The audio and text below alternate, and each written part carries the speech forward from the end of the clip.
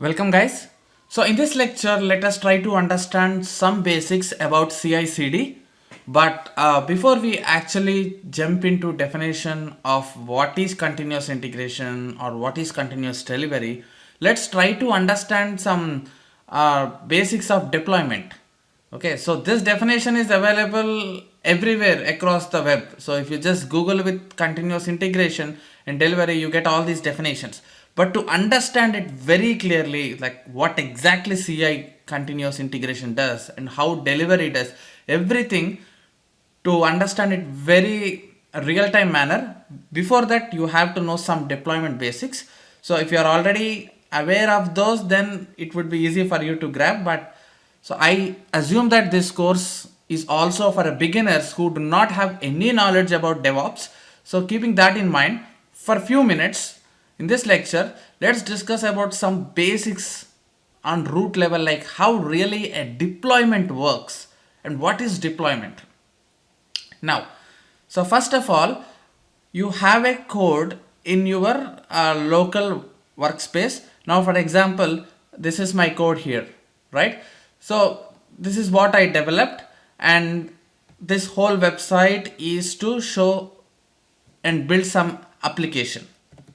So just for example, let's assume that all the code what I have written here in Java Maven project is to build this website rahulshettyacademy.com. So this is our website and this is the code. Now question is, the way you have written code in your local editor, how the code will be deployed into internet. Okay, so when I say internet, how that renders in browser. So that's the code what you have, it's in your local system, right? The connection, what we say as the deployment into servers, right? That's what people say. But what is server? What is deployment? How would we deploy our code into server so that it show up in the browser by navigating to any URL? Okay, let's try to understand that. So firstly, there is a software called application server. There are different servers like application server, or you can say web server as well. So basically, these servers are specifically designed to run applications. In our case, this is the code for Rahul Shetty Academy website. Okay, so to run this application, and we need to use one server like this, and we have to place this code into this software which we call as application server. Okay, and how come it shows up in World Wide Web, which is internet, when you host it in this server? Next question.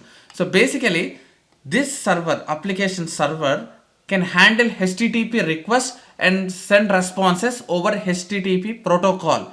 That's where we access any website over internet, right? HTTP, right? So this server, what you have, can communicate and send requests and responses over this HTTP protocol.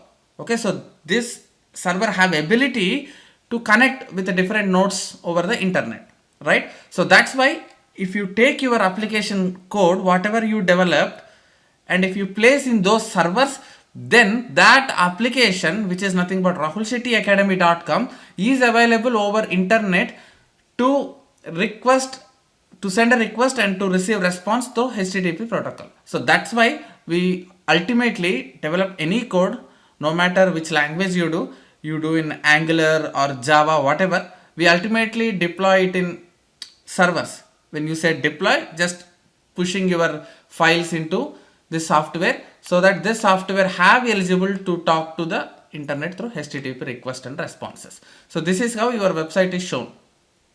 Now, there is another term called hosted server. Okay, you might be hearing this very common. What is hosted server? So basically, it's nothing but a physical machine. Okay, so this is like software. Application server is one software you need to download from internet. There are different servers like Tomcat, Apache Tomcat, which is the famous, and we will use that server in this course. So basically, we will download that server and push our academy code, Rahul Shetty Academy code, into that server, right? That's a software. But hosted server is that where you placed your software. Okay, now this is my physical machine. I am recording this video from my physical machine. So if I also download that application server in my local machine, so that means my local machine now will become hosted server for that application server. Okay, it's like a CPU, physical machine, where you host your software, right? That's the difference between those two. So people will often confuse like difference between application servers and hosted servers. Hosted servers is like a CPU machine where you have all your softwares. Now this website, there is one server, Linux server. I have taken this with Amazon, AWS server, I bought it. So that server, Linux server, we call it as a hosted server. On that hosted server, I downloaded this software called application server. So one example is Apache Tomcat, as I said. So I downloaded Tomcat server, and in that Tomcat server, I pushed this code so that I am able to access this now. Okay, that is what a deployment process is. Okay, next, now you might be getting question, if you host it somewhere, how are you able to access with this URL? Let's try to understand basics here as well. Okay, now let's say, as I said, my website is hosted on one server, right, which is nothing but one machine, physical machine, or you can say one computer. So every computer, every machine have a unique IP address. I hope you all know that. So that is where you can uniquely identify your machine with your IP address. Now for example, the server what I took from AWS have x.x. something like this, or I would write some random 119 dot something like that. This is my IP address which I bought from AWS, right? So I hosted my Tomcat server, which is nothing but application there. Now my Tomcat server will actually listen at port 8080 in this machine. Okay, so in this machine, so machine can be uniquely identified by IP address. In that machine, there is different ports for every server, right? So in 8080 port, I started my Tomcat server. So this server is sitting and listening for all HTTP requests and responses at this port in this IP address. Now, if you place all your code, let's say this is my website code, I have placed this code now in Tomcat server.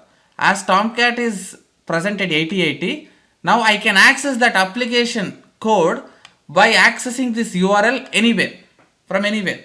Okay, from my browser, if I access this IP address, it will first go to the hosted server, and then I will give this colon 8080, which will go to Tomcat, and Tomcat, my application is there, so I can happily now access my website, the whole application, with this URL. Okay, nice. But what, this looks something different, right? rahulshettyacademy.com, but I just told you that this is how it looks. Then you need to understand another concept here, which is domain name. Okay, we can map hosted server IP address, this is server IP address colon port number, to any custom domain name. So basically you can buy these domain names from different websites we have. For example, there is a website called GoDaddy. Let me show you GoDaddy. So here you have domain check, where you can see and you can buy your domain names. If your name is X, you can say X Academy. You can just buy that name, and after you buy that name, you can update settings from which portal you have bought, and you can map the whatever address you have where your application is lying to that custom domain name. If you map like this, if somebody hits that custom domain name in the URL, now I hit rahulshettyacademy.com. So this is the custom domain name I bought. So if somebody hits that in the URL, as we have already mapped it, automatically in backend, this domain name will be turned into this mapped address, and that will be eventually hit in the backend. So here where our application is lying, right? So obviously your application is displayed here. So this is how backend deployment happens. This is just a basic. I'm trying to explain you a root level of how things happen in real time. So where do we host our code and everything? Okay. Now, one thing you should understand, when I say you have to place your entire code in application servers like Tomcat, that does not mean that you copy complete code. You have to first build your code. So that there are different ways to build. If you are using Java project, then Maven will help you to build your code, and that will generate one var file like this. Okay, this is an artifact we call. So this one file is enough to place that in your Tomcat server. Okay, so this file can have all the dependencies, all the code of project. Basically everything has built into this one file. So you just need to copy this one single file into your Tomcat server, so that entire your application will be rendered. So basically all the code files are packed into that var file, and that will take care of displaying everything. So that's the beauty of software projects. For Angular there is a different way to do that. So this is a Java project, and for Angular also there is a command called ng build. So when you give that command, automatically build file will be generated for Angular also. So in Angular there is a folder called dist. Dist is a folder which will be created if you build your Angular project using command ng build. If it is a Java Maven project, you will give mvn clean install. Install is a command which will build your project, and it will generate a var file like this. And if it's an Angular project, there are dist folder will be created. Okay, that's we really not required. As a DevOps guys, we should just ask developers, give your build files to me. Okay, those guys will build the project and give the build files. You have to take that build files and place it in your servers. Okay, not the entire code is not required. One single build file or one directory you can take and place it.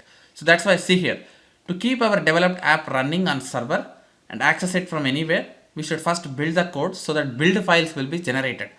These build files should be placed into the app server, and that's it. And once you place there, then you can access the developed app directly on the browser with this, or if domain name it is mapped. So this is how you access your application.